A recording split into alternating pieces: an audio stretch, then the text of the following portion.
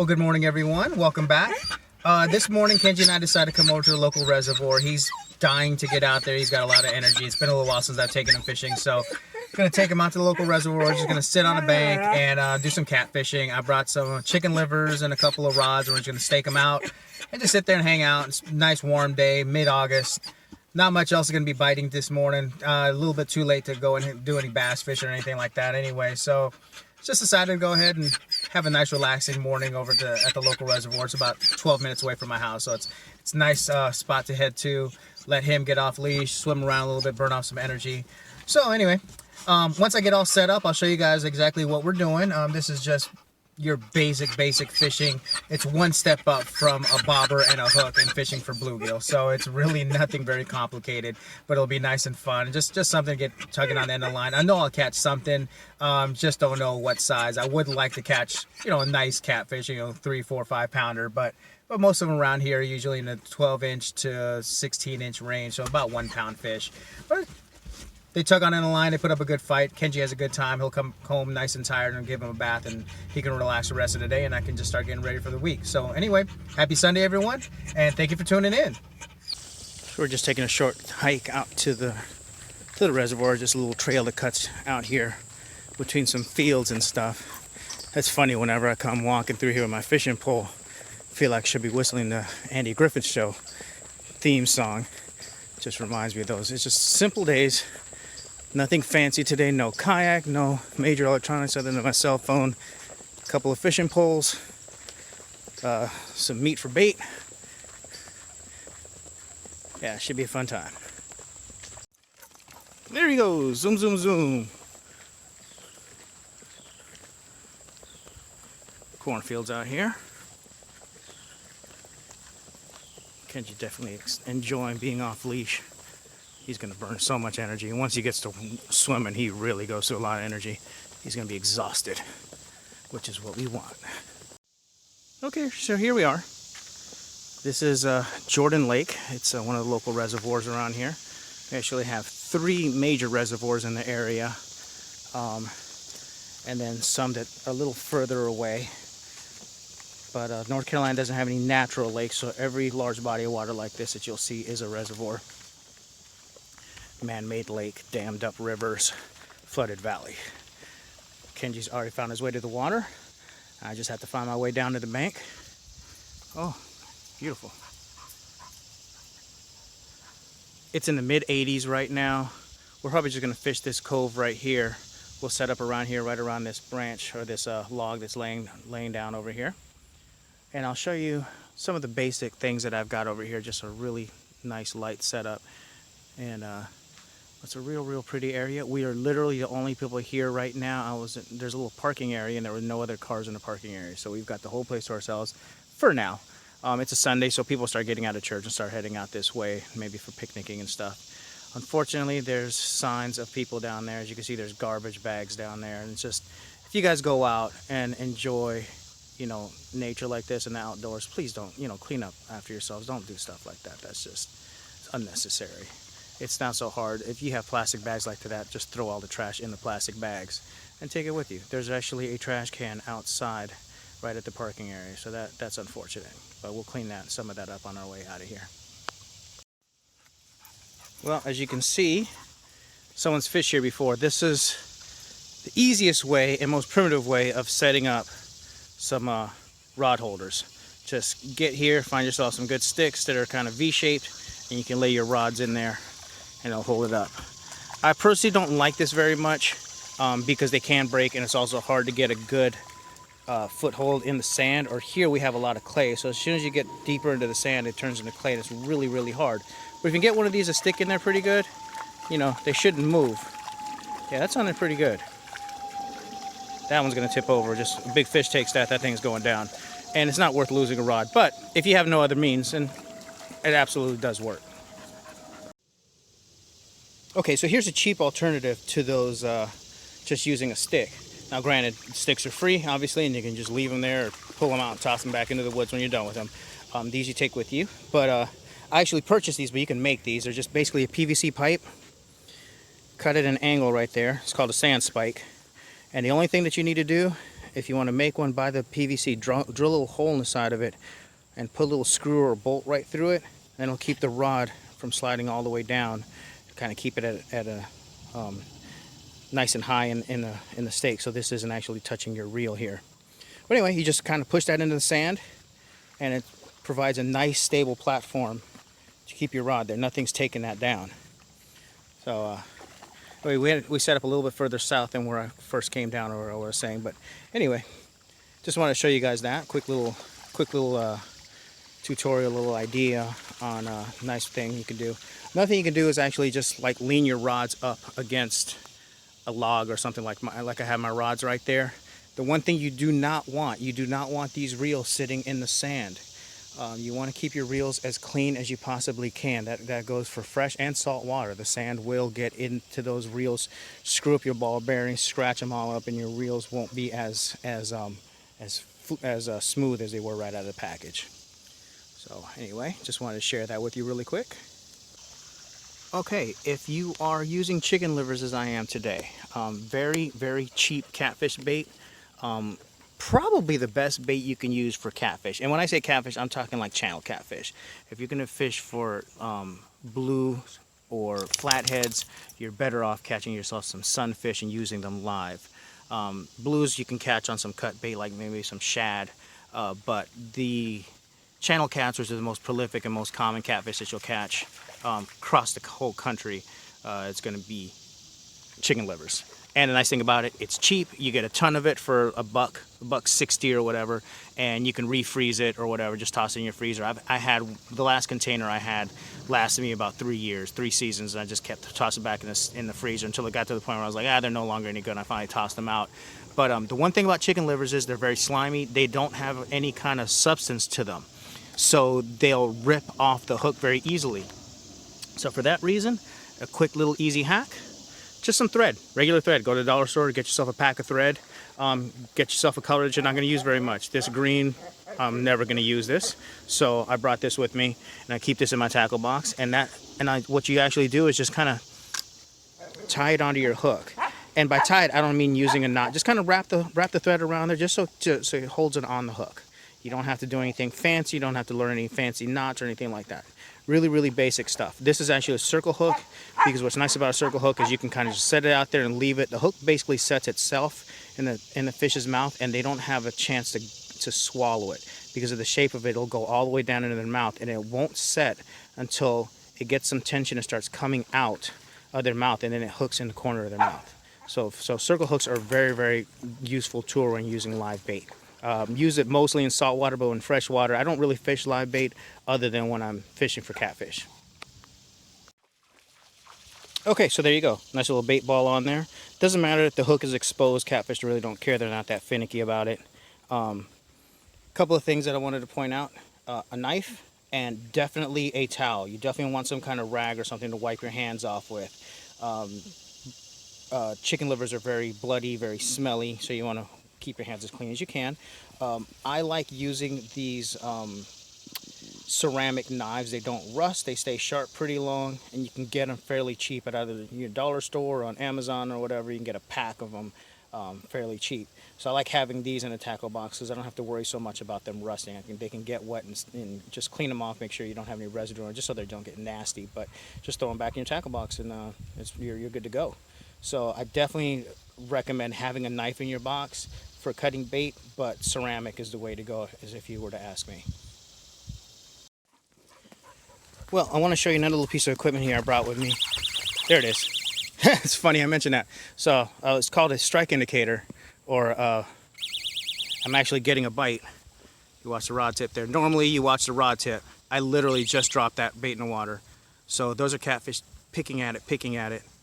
So that, see if I can bring it in where you can see it. I don't know if you can see it, but the line actually comes up through here and loops around. So when it gets pulled, it pulls that little trigger and you get a little noise. So it's really, really nice little tool to have when you're fishing live bait like this, especially when you have more than one line in the water. You don't have to sit there and watch the rod tips. So, but I knew that was going to happen here. Catfish are plentiful in this area, so we'll see if we can get any more bites here. So since I have the circle hook on there, I just let it sit and let the fish take it. See, they're just picking at it, but I want them to actually pick it up and run with it. And once they run with it, they'll set the hook, and that rod will bow over really, and then I'll know I have a fish on the hook. Well, action has been so fast, I haven't had a chance to set up my second rod and kind of show you what a good live bait setup would be. So I have a main line right here, set off to a little swivel here. There's 2 knots. I don't know how clear that's coming in there. There's 2 knots, one here and one on the bottom side, okay? The knot on the top is protected by this little plastic bead, and I got a sliding sinker there. The purpose of the sliding sinker is the fish takes the live bait. This line is attached to the hook, which is right up here. So that attaches to this side of the swivel. So the fish will pick up the live bait and actually start running with it. As you can see, that sinker just slides on the line, so they won't feel the resistance of that. That gives them the opportunity to go ahead and pick up the bait, run with it, get it all the way in their mouths, and then that's where the circle hook does its job and embeds itself in the corner of the mouth once it gets when it feels some tension. So I got a smaller circle hook here than that last one. This one, I would imagine I'm going to get more hookups on this one because the fish here are smaller. That first catfish I caught is actually on the larger side for this little area, to be honest with you. I have caught some considerably bigger than that, but most of them run much smaller than that. But we got the skunk off. Kenji's enjoying himself.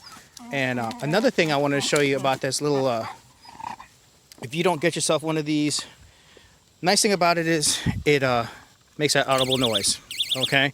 Downside is that I can't use it on a bait caster, because the line on a bait caster sits on the top, feeds from the top of the rod, not from underneath. I don't know if that makes any sense, but if you see it here, the line's coming from underneath, so this is set up to work underneath the rod. But a good cheap alternative, and what I've used to always use, is you just go to the dollar store, pick yourself up a pack of safety pins and some bells, just some metal bells, and you safety pin them to the last eye on the rod up there. Now you don't want to actually put it through the guide itself. You want to put it through, I guess let me show you here, through this section of the eye. Don't put it here because you don't want it messing with your line. You don't want to nick your guide up at all. You never want any nicks in here, and you don't want it interfering with your line itself. But if you clip it on the side here on the last eye right there, the very first guide, or the last one, whichever you want to call it, whenever the rod tip starts to bouncing like this, it'll jingle. Now you can go to the bait store or to the tackle shop or Walmart and pick up the ones that you clip on, and I used to do that, and I found that they only work once because you clip it on the end of the rod, and if you don't take that off before you set the hook, when you set the hook it goes flinging over behind you, and it's somewhere over there in the woods. We don't want that. No point in doing that. You can get yourself the cheap ones. They clip on, they stay on there until you take them off, and they're considerably cheaper. And they're even cheaper than this. This was only like $1.99 or something like that. But for $1.99, you can literally have a pack of about 20 of those bells and safety clips. Anyway, just a quick little hack. So let's get the second line in the water. This is a little bait caster here. I have a heavier weight on this one than I have on the other one. The other one is about 1/8 of an ounce. This one's, I think, about 2/3 of an ounce. It might be a 1/2 ounce weight. So I can cast this considerably further. My line on this rod is out about 30 yards. This one, I'm guessing I can cast maybe about 50 yards out. So we'll see if we can get some bigger fish out in the deeper water. Okay, we got a fish on. Kenji's all excited about that. Looks like a little catfish, about average. Leave it. Trying to film and reel at the same time is a little bit difficult here. See if I can just set this down. You guys can see us. Watch out, buddy. Move.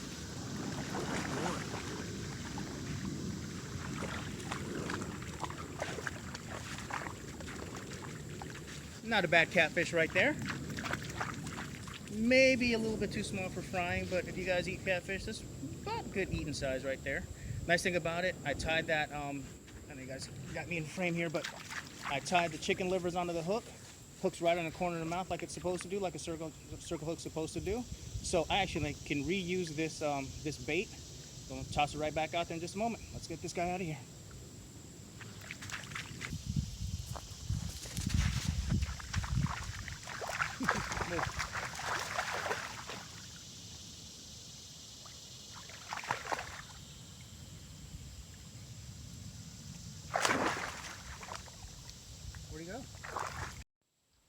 Okay, so I got both lines in the water now, finally. Took about a half hour to finally get that second line in the water, but got both lines in the water. And nice thing about this type of fishing, I love doing this in the summertime because I found a nice little sandy beach here. If I wanted to, I could have some lounge chairs out here, bring a cooler, sit back, enjoy some beverages, brought some speakers for some music, and just sit back here and chill. Let Kenji swim, maybe swim with him a little bit. Very, very relaxing type fishing. I love doing this in the summertime. The water temperature is actually cooler than I expected. It's usually really, really warm. Oh, getting some hits. It's usually very, very warm by this time.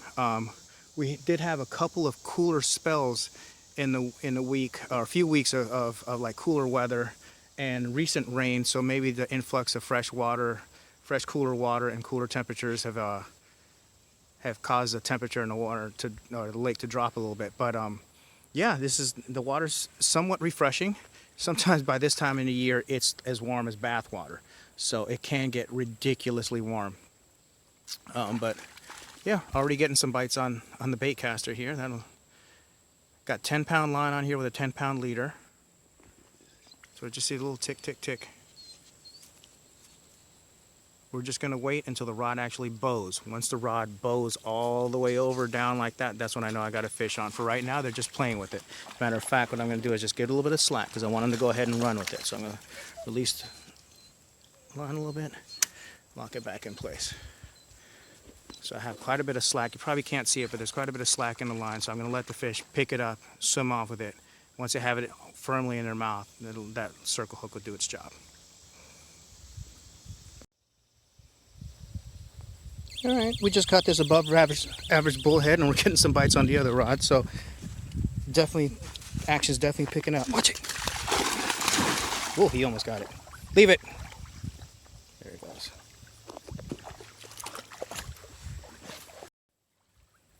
All right, we just caught this catfish above average, definitely eating size, and I got another fish on the other line, so we're gonna let this one go.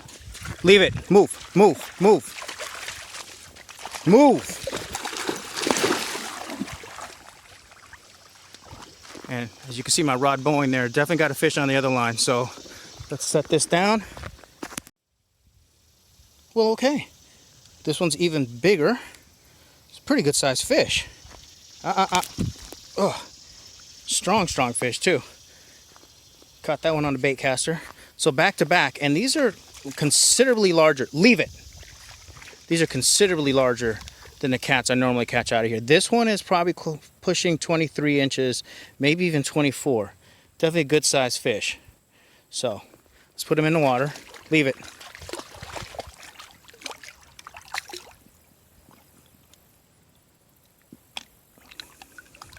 Come on, let go. There he goes. Off he goes. That was a good sized fish. Put up a good fight too. And I was, again, using the circle hook was nice.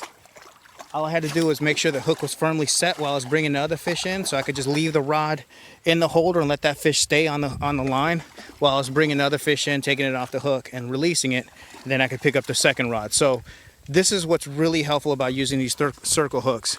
They embed themselves in the corner of the mouth and just sit there. And all you got to do is make sure you got that hook set in there really good.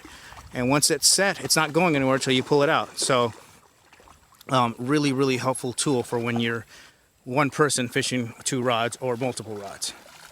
So good time. All right, not bad. So that's fish number 3 and 4 or 4 and 5. I can't remember. Kenji's looking for a fish we just lost. It was actually a very good fish. I've never seen this happen. It literally broke the hook. I don't think I've ever seen that happen before. But yeah, actually broke. I was saying broke off, but I thought the line gave. It was a hook that gave. Never seen that before. Crazy. All right, well, we'll retie and try again. But there's definitely some big catfish out here biting. Normally, they're a lot smaller than this. And I noticed that in a lot of bodies of water that I normally fish and catch just average and smaller fish, we're catching a lot larger fish. I don't know why, but not complaining. But yeah, I've never seen it happen. This is actually a very heavy shank. That wire is actually very thick, so that's very unusual. Another nice sized catfish. See if we can get it to the sun here. Good sized cat. Again, about the same size as all the other ones, about 20 inches. It's missing an eye.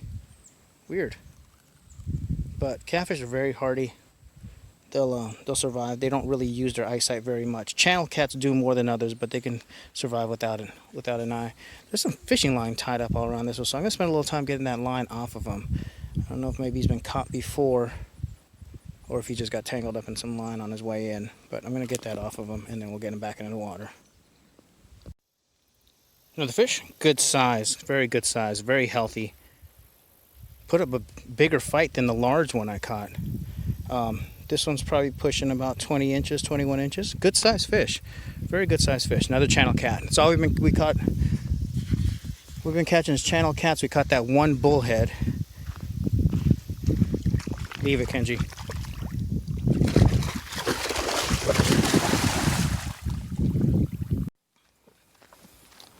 All right, we're heading back. Good day on the water. Very happy with the outcome of today. We got exactly what I wanted to do, which was catch a good number of catfish. Show you a nice, easy, leisurely way of catching fish where you don't have to work, you don't have to spend a ton of money, don't do much anything. Just some basic setups and be able to relax. Good situation where you can bring a friend, bring a cooler, have some music, just chill, relax. You're gonna catch some fish. You can make some modifications if you don't want to just catch catfish. If you want to expand the types of fish you catch, instead of using chicken livers, which we're using today, you can use worms, or you can use minnows, or if you're in saltwater, mullet or anchovies, depending on which coast you're on. Or you can just use cut bait, so any of those in chunks, or just pieces of meat work out really well. Cheese is another really good, very inexpensive bait. Come on, buddy. So yeah. Thank you very much for tuning in. If you haven't already, please click the subscribe button. We'll see you on the next fishing adventure.